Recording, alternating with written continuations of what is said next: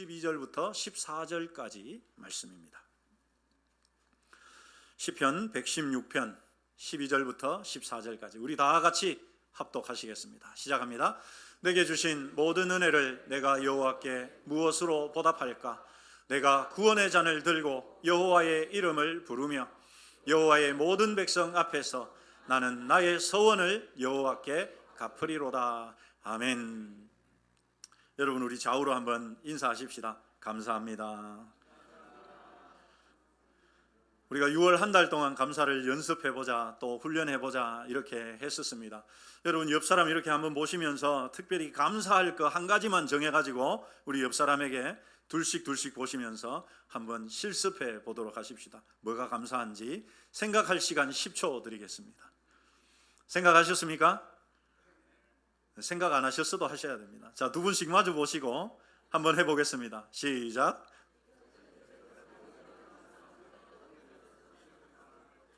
할렐루야.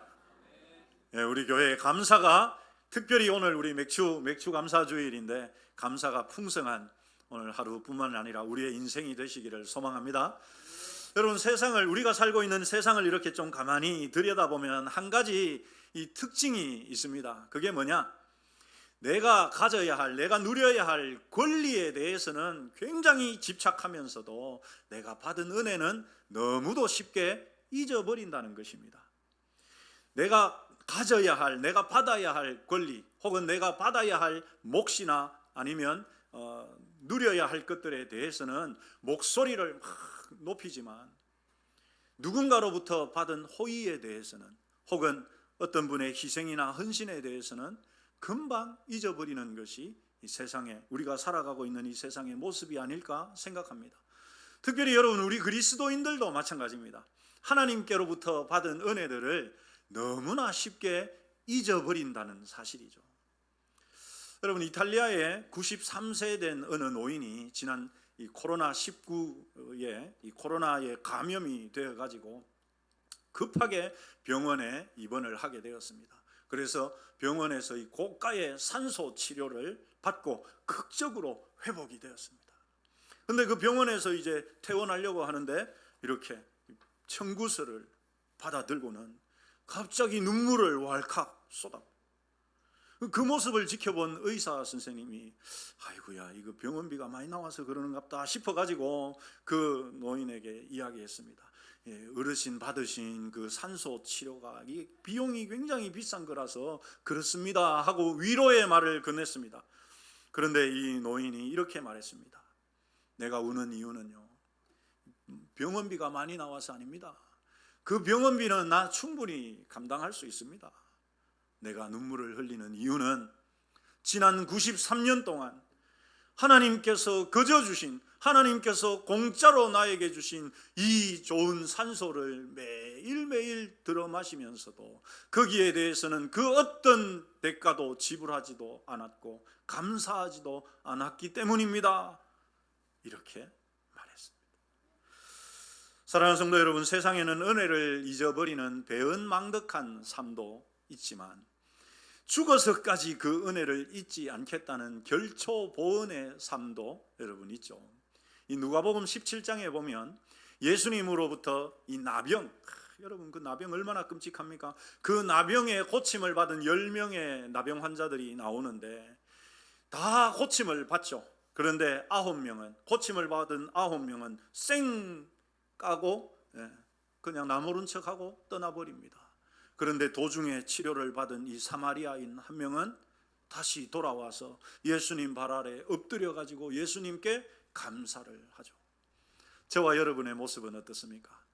우리는 그 9명에 속하는 사람입니까? 아니면 한 사람의, 그 돌아온 감사한 한 사람에 속하는 사람입니까?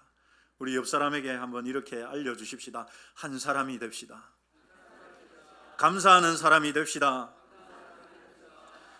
여러분, 우리는 내가 숨을 쉬고 있는 그 산소, 매일 아침 내려쬐는 따뜻한 햇살, 내 옆에 있는 가족들, 여러분 당연하게 생각합니다.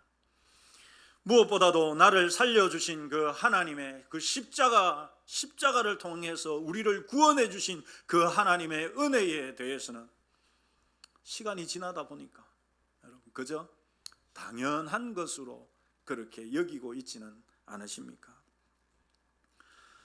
여러분 보통 우리가 식당에 가면 아마 대부분 그러실 것 같은데요.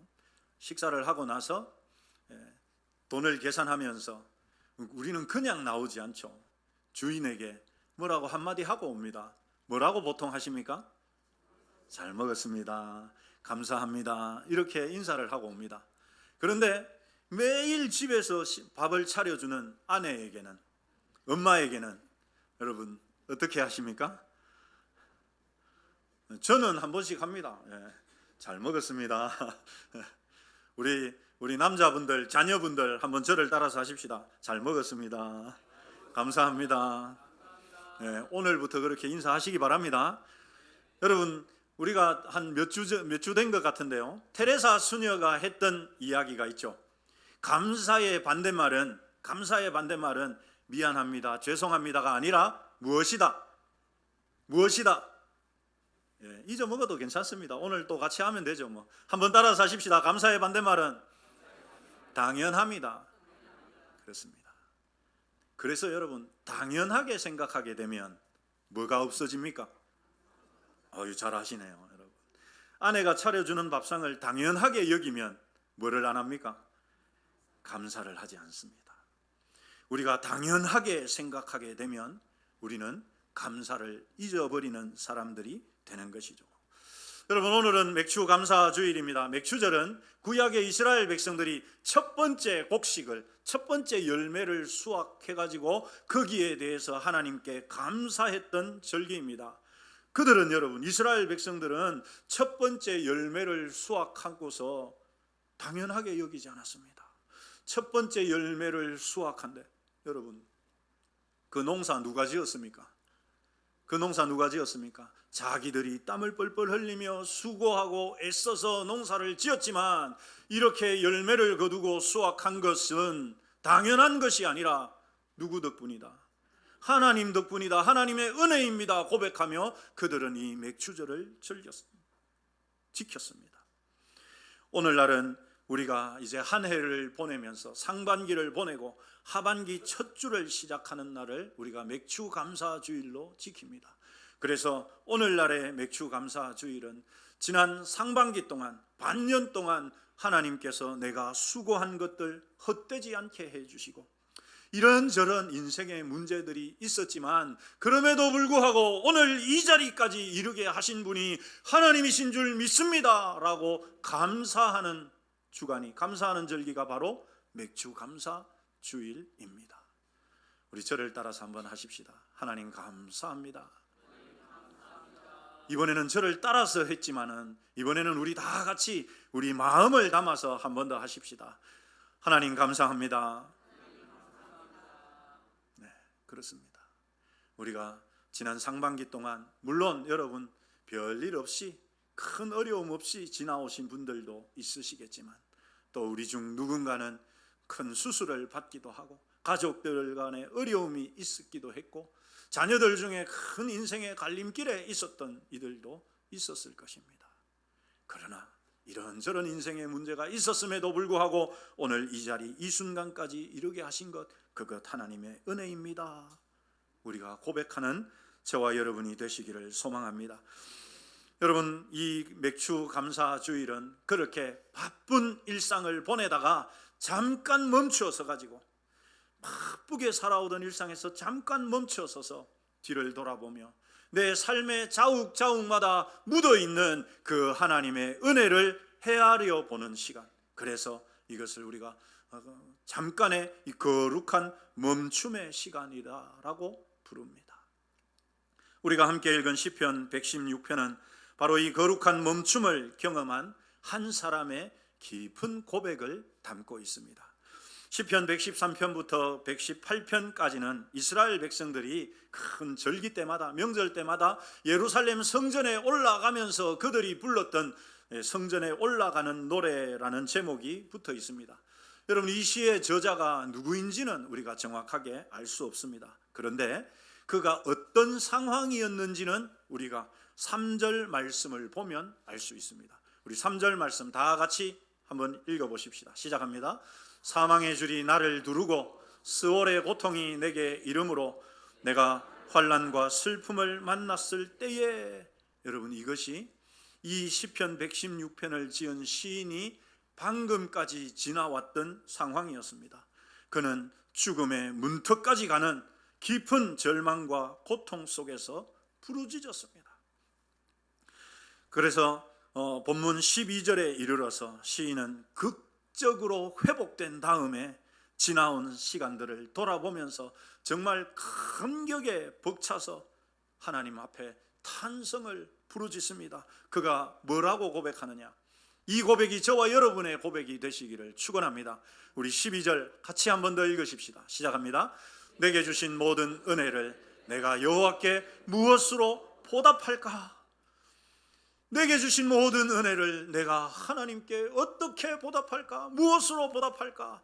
여러분, 이 고백은요, 내가 어떻게든 갚아야지 이런 의미가 아닙니다. 마치 여러분, 우리가 은행에서 대출을 했는데 그 대출금이나 이자를 계산해 가지고 갚는 것처럼 어떤 계산적인 갚음이 아니라 하나님께서 베풀어 주신 그 은혜들을 생각하니까, 헤아려 보니까 그것이 너무나 놀라운 것이어서 그 하나님의 은혜에 압도되어 가지고 외치는 탄성이며 고백이었습니다.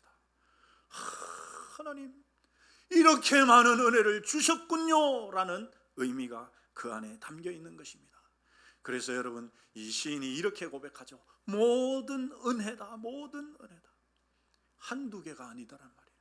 내 인생을 돌아보니까 내 삶에 정말 내 삶을 빈틈없이 꽉 채우고 있는 그 하나님의 은혜를 발견하고 그 은혜에 압도당해 가지고 외친 탄성이었습니다.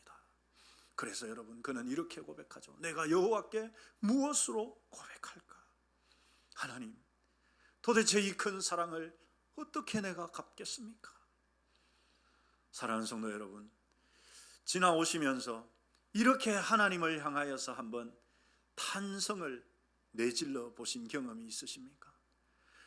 생각할 때마다 그 하나님께서 나에게 주신 그 은혜가 너무나 많아서 그 은혜에 내가 압도되어 가지고 하나님, 이 은혜를 어떻게 다 갚을까? 여러분, 우리가 좀 전에 불렀던 찬송가 404장 3절 이렇게 시작하죠. 하늘을 두루마리 삼고 바다를 먹물 삼아도 한없는 하나님의 은혜 어떻게 할 수 없다? 다 기록할 수가 없다.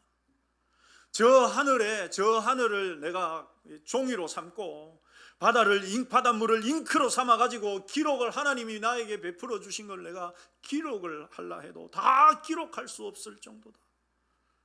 물론 여러분, 이것은 과장법이 사용된 것이지만 그럴 정도로 정말 하나님의 은혜에 압도당한 사람이 고백할 수 있는 고백입니다. 그것이 바로 내가 여호와께 무엇으로 보답할까라는 고백인 것입니다. 사랑하는 성도 여러분, 하나님은 우리의 것이 필요해서 우리에게 뭔가를 요구하시는 분이 아닙니다. 또한 하나님은 내가 이 정도로 너에게 해줬으니까 너도 나에게 감사해 라고 감사를 강요하시는 분도 아닙니다. 진정한 감사와 보답이 무엇이냐? 여러분, 진짜 감사와 보답이 무엇이냐? 그 첫걸음은 바로 내 삶의 평범한 일상에서부터, 내 삶에 그냥 아침에 일어나서 밥 먹고 출근하고 학교 가고 이런저런 사람들을 만나고 커피 한잔 마시고 누군가와 이런저런 대화를 하고 이런 평범한 일상에서부터 죽음의 위기에서 건짐을 받은 말로 할 수 없는 큰 일들까지, 그 모든 것이, 한번 따라서 하십시다. 그 모든 것이 내가 한 것이 아니고 하나님의 은혜입니다. 이것을 깨닫는 것에서부터 진정한 감사가 시작된다라는 사실입니다. 사랑하는 성도 여러분, 여러분들의 지난 상반기 어떠셨습니까? 물론 큰 일 없이 잘 지나오신 분들도 있으실 것입니다. 그러나 누군가는 때때로 눈물을 흘리기도 하고 가슴치며 답답했던 순간들도 분명히 있었을 것입니다. 여러분, 이 시간에 우리 옆 사람이래 한번 쳐다보십시다. 째려보지 마시고 미소를 보면서, 미소를 지으면서 한번 쳐다보십시오. 사랑하는 성도 여러분, 결국 우리가 지금 이 자리까지 있는 것, 이거 하나님의 은혜인 줄 믿으시기를 축원합니다. 그렇다면 이 엄청난 은혜에 압도된 시인은 구체적으로 어떻게 하나님께 그 은혜를 보답하고 있을까? 여러분, 13절 말씀 우리 같이 읽겠습니다. 시작합니다. 내가 구원의 잔을 들고 여호와의 이름을 부르며. 여러분, 여기에 보면 이 구원의 잔을 들고라는 말이 나옵니다. 구원의 잔을 들고 여호와의 이름을 부른다. 혹시 예전에 술을 마셔보신 분들은 죄송합니다. 예전에 술을 마셔보신 분들은 술잔을 여러분 혼자 마시는 게 아니라 사람들이 모여서 이렇게 회식하거나 할 때 어떻게 하죠? 술잔을 전부 안 마셔보신 척 하시느라고 지금 아무런 말씀을 안 하십니다. 제가 알려드리겠습니다. 술잔을 들고 건배, 청바지, 청춘은 바로 지금부터 이런 거 건배사를 하면서 여러분 하지 않습니까? 여기에 구원의 잔을 들고라는 이 표현은 이스라엘 백성들이 6월절에 식탁에 둘러앉아서, 가족들이 식탁에 둘러앉아서 포도주 잔을 따라서 그 잔을 높이 이렇게 들어 올리면서 하나님께서 우리 조상들을 그 애굽의 속박에서부터 건져주신, 생명을 구원해 주신 그 하나님의 구원, 그래서 우리가 받게 된 이 새로운 생명에 대해서 하나님을 찬양하면서 올려드린 그 포도주 잔을 의미합니다. 그러니 여러분, 우리 믿는 자들은 술잔을 들 수는 없으니까 물컵이라도 들고, 오늘 우리 식사할 때 들고, 할렐루야, 하나님 감사합니다. 나를 예수님을 통해서 구원해 주신 그 하나님 은혜 감사합니다. 여러분, 구원의 잔을 들고 하나님의 이름을 부른다는 그 말은 바로 하나님께서 베풀어 주신 구원과 생명을 축하하는 기쁨의 상징입니다. 여러분, 이 13절 말씀은 사실상 굉장히 역설적인 고백이에요. 지금 시인은 하나님 나를 이렇게 구원해 주셨으니까 내가 막 수소를 잡아가지고, 아니 내가 많은 헌금으로 우리 하나님께 드리겠습니다, 이렇게 말하지 않습니다. 하나님, 내 몸이 부서지더라도 내가 성전에 가서 하나님 예배하고 하나님 섬기겠습니다, 그렇게 말하지도 않습니다. 여러분, 하나님 은혜에 압도당해서 하나님 은혜가 너무 놀랍다면 그 정도의 그런 보답, 그 정도의 그런 감사해야 되지 않겠습니까? 그런데 시인은 그렇게 하지 않습니다. 그저 시인이 하는 고백은 뭐냐? 하나님이 나에게 주신 그 구원을 내가 기뻐하고 누리겠습니다 라는 고백입니다. 그래서 여러분, 찰스 스펄전 목사님이 이 구절을 해석하시면서 이렇게 잘 해석해 주셨습니다. 잘 한번 들어보십시오. 우리가 누군가로부터 음식 대접을 받았을 때 주인을 가장 기쁘게 하는 방법이 무엇입니까? 밥값을 치르겠다고 돈을 내미는 것입니까? 아닙니다. 주인이 차려준 음식을 가장 맛있게 기쁨으로 먹고 마시는 것입니다. 그 이후에 이어지는 내용은 우리 같이 읽어보시죠. 시작합니다. 하나님께서 우리에게 베푸신 구원의 은혜에 대한 최고의 보답은 그 은혜를 어떻게 하며? 즐거워하며 기뻐하는 것이다. 이것이 여러분, 하나님의 구원에 대해서, 하나님의 은혜에 대해서 최고의 보답이다. 스펄전 목사님 그렇게 해석했습니다. 여러분, 우리가 누군가에게 식사 대접을 받았을 때, 집에 식사 대접을 받았어요. 근데 갔는데 막 음식들을 이것도 차려놓고 저것도 차려놓고 막 차려놨어요. 그런데 젓가락을 들고 깨작깨작 거리면 주인 마음이 어떻겠습니까? 여러분, 그 식사를 초대해 준 주인을 가장 기쁘게 하는 방법이 뭐라고요? 마치 한 3일 굶은 사람처럼. 그건 제가 잘합니다. 허겁지겁 막 먹어, 한 그릇 더 주십시오. 그러면 여러분 음식을 준비한 주인이 어때요? 아따 참 많이 먹는다 이러고 싫어합니까? 마음이 너무 즐겁고 마찬가지예요. 우리 하나님께서 저와 여러분을 구원해 주셨어요. 그런데 나 같은 거 어쩌면 좋겠나 막 빌빌거리면서 여러분 거지처럼 살아가는, 그 하나님 원하시는 것이 아니죠. 하나님이 나에게 베풀어 주신 이 구원을 내가 정말 기뻐하면서 감사하면서 그것을 누려가는 것, 그것이 바로 우리 하나님께 최고의 보답이 되는 줄 믿으시기를 바랍니다. 여러분 데살로니가전서 5장 15절부터 16절 18절까지 16절부터 18절까지 말씀 우리 너무 잘 아시죠? 같이 읽겠습니다. 항상 기뻐하라, 쉬지 말고 기도하라, 범사에 감사하라. 이것이 그리스도 예수 안에서 너희를 향하신 하나님의 무엇이다? 뜻이다. 항상 기뻐하는 것, 항상 기뻐하는 것 하나님의 뜻입니다. 그런데 여러분 우리가 어떻게 항상 기뻐할 수 있습니까? 짜증나는 일도 있고 화나는 일도 있고 나를 막 괴롭히는 사람들도 있는데 우리가 어떻게 항상 기뻐할 수 있습니까? 십자가 바라보면서 하나님 저를 예수님을 통해서 구원해 주셨군요. 내가 이 구원을 누렸으니, 이 구원을 얻었으니 하나님 감사합니다. 이 구원을 내가 누리겠습니다.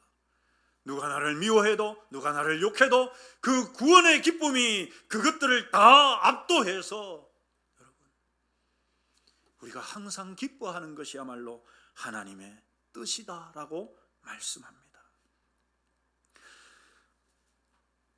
불평의 잔, 염려의 잔, 원망의 잔을 내려놓고 하나님께서 이미 허락하신 그 구원의 잔을 높이 들고 나를 살리신 은혜에 감격하며 기쁨으로 구원의 잔을 높이 드는 저와 여러분이 되시기를 주님의 이름으로 축원합니다.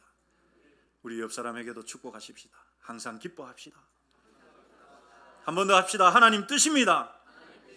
할렐루야. 그래서 오늘부터 여러분 얼굴 좀 피시고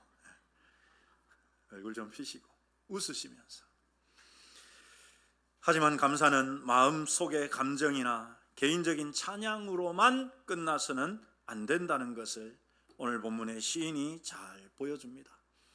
은혜를 은혜인 줄 깨달았으면 그것을 내 속에서만 머물러 두는 것이 아니라 내 삶에서 흘러나가야 한다는 것을 14절이 알려줍니다. 우리 같이 읽겠습니다. 시작합니다.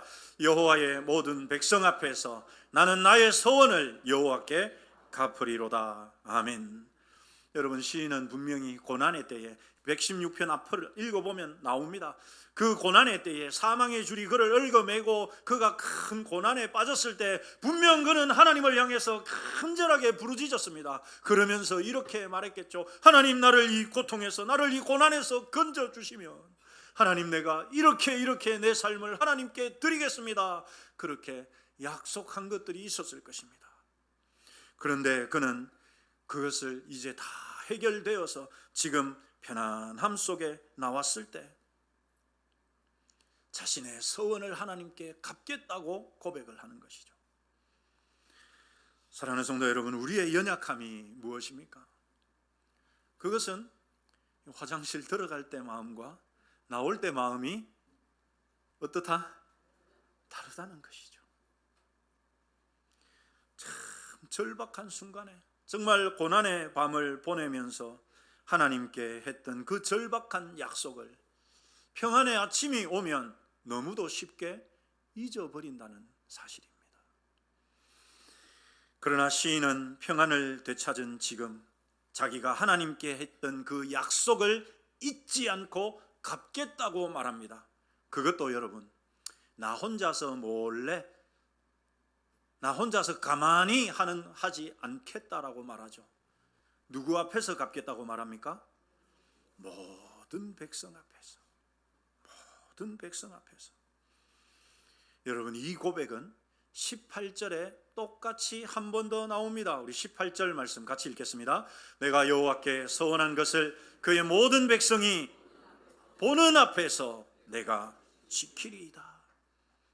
여러분 나 혼자만 몰래 하는 것이 아니라 그의 모든 백성이 보는 앞에서 지키겠다. 그래서 헤르만 바빙크 목사님은 이렇게 말했습니다. 은혜는 우리 본성을 회복시키며 참된 신앙은 뭐냐? 그것은 반드시 공동체적인 성격을 띈다라고 말했습니다. 나 혼자 몰래 하는 것이 아니라 교회 공동체 앞에서 내가 받은 은혜와 감사는 나 혼자만의 영적 만족으로 내가 머물러 두는 것이 아니라 그것을 이웃이나 교회 공동체로 흘려 보낸다는 사실입니다. 그런 의미에서 여러분, 오늘 우리 특별히 맥주 감사주의를 맞아서 이따가 식사하실 때, 식사 후에 여러분 올라오셔가지고 커피 한잔 하시면서 평소에는 뭐 이런저런 그냥 일상의 이야기들을 하셨겠지만 오늘만큼은 제가 한번 제안을 해봅니다. 오늘만큼은 지난 상반기 동안에 1월 달부터 6월까지 지난 상반기 동안에 하나님께서 나에게 베푸셨다고 생각되는 은혜들을 한 가지씩 서로 한번 나누어 보는 시간을 가지면 여러분, 그것은요, 우리가 지금 이렇게 드리는 예배 이상으로, 우리가 부르는 찬양 이상으로 하나님을 영화롭게 하는 것인 줄 믿으시기를 바랍니다. 그렇습니다, 여러분. 오늘은 한번 우리 그렇게 해보십시오. 식사하시고 커피 한잔 마시면서 3, 4, 5 둘러 앉아서 내가 2월 달에 있잖아, 이런 일이 있었는데 하나님이 이렇게 해주셨어. 우리 아이가 이런 문제가 있어가지고 기도했는데 사실 그때 이렇게 하나님이 응답해 주셨어. 이거 자기 자랑하라는 게 아닙니다. 누구를 드러내라고요? 하나님을 자랑하고 하나님을 드러내는 것이죠. 특별히 여러분, 오늘 저녁에 가족들끼리 뭐 부부가 둘밖에 없으면 둘이서라도 둘러앉아서, 식탁에 둘러앉아서 나는 지난 상반기에 하나님 은혜, 이런 은혜들이 있었어, 나는 이런 은혜들이 있었어, 한번 가족들과 함께 한번 나눠보는 시간을 꼭 가져보십시오. 그것은 여러분, 우리가 드리는 맥주 감사주일 헌금보다도 하나님이 더 기쁘게 받으시는 줄 믿습니다. 본문의 시인은 자신이 경험한 구원은 육신의 질병과 죽음의 위기에서 건져주신 것이었습니다. 물론 우리에게도 이런 일들이 있었지만 무엇보다 저와 여러분에게 주신 가장 위대하고도 영원한 은혜, 바로 십자가의 은혜인 줄 믿습니다.